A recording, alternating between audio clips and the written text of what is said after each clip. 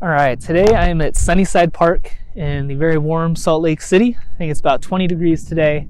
Got a glove on the left hand to try to keep it warm. But today I'm going to be reviewing some discs. So last year I had one sponsor, which was DOOMSDAY DISCS, and then as some of you might know, this off season I picked up a new sponsor in AGL, and I'm out here today with a whole stack of new discs I've got from them. So we're going to throw them out there, see how they fly. I've thrown all of them once or twice, but haven't really gotten a good feel for how they fly yet, and trying to figure out which discs I'm actually going to work in my bag. So we got DOOMSDAY and AGL. I'm going to throw some backhands, throw some forehands. With all of them, I'll give a brief introduction to the disc, clip to some shots, and then I'll come back at the end and kind of give my final thoughts. So I think that's it. Let's get into it.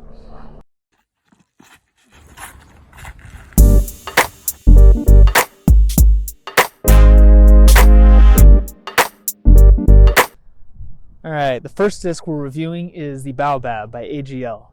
Start with this one. I think this is the one that people may be most familiar with out of the stack of discs that I've got, if they're familiar with any of them.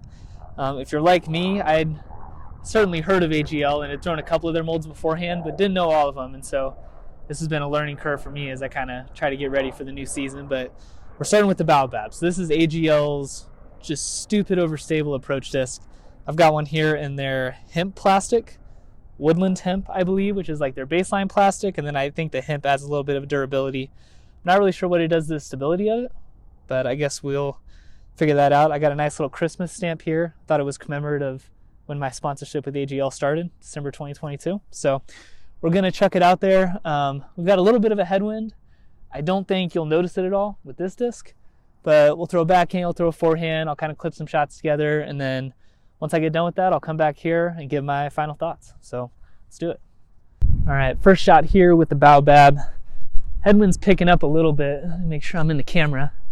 I don't think you're going to notice the headwind with this disc, though. This is outside of the frag, I believe, from DOOMSDAY, which was kind of designed, I think, to be like a tilt.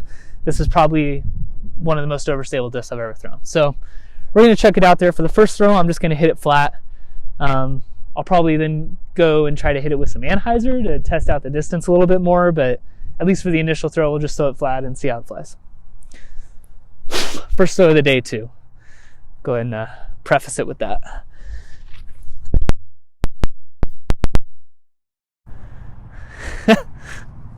Went about 100 feet. All right, threw the first shot low.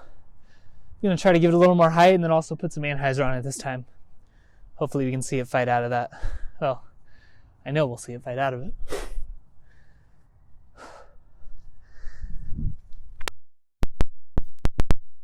A little bit better.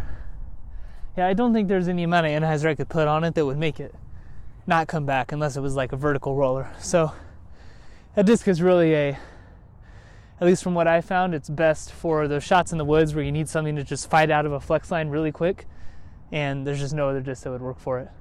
Because there are no other discs I found that recreate that kind of line. So pretty useful.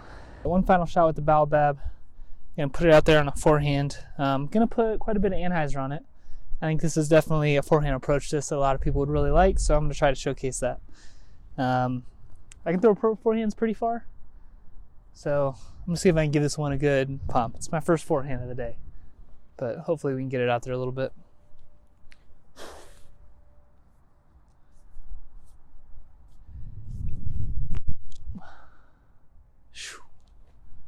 There was no anhyzer on that, but I think it's stable. I think that for probably pretty much anyone watching this video, there's no way you get that disc to fly more than 200 feet.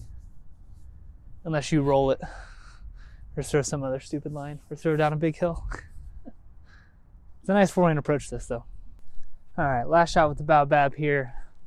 I'm going for distance.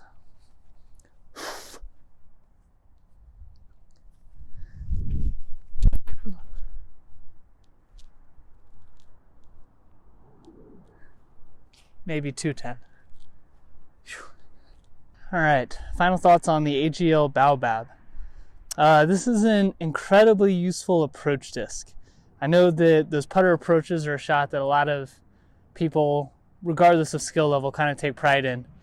And I don't think this is meant to replace those discs. I know that For me personally, I've been throwing zones for a really long time. My little brother got me one, and that was one of the first discs I ever had in my bag. So it's going to be a long time before I stop throwing zones, but I honestly don't think that I would ever even use the zones and this Baobab for the same shots. This disc is so much more verstable than your zones, pigs, harps, entropies, whatever. That is just, it's just a utility disc, I think. Which, especially for those woods holes, everybody needs one. So I would highly recommend this disc. This is definitely, I think, one that will probably stay in my bag for the season.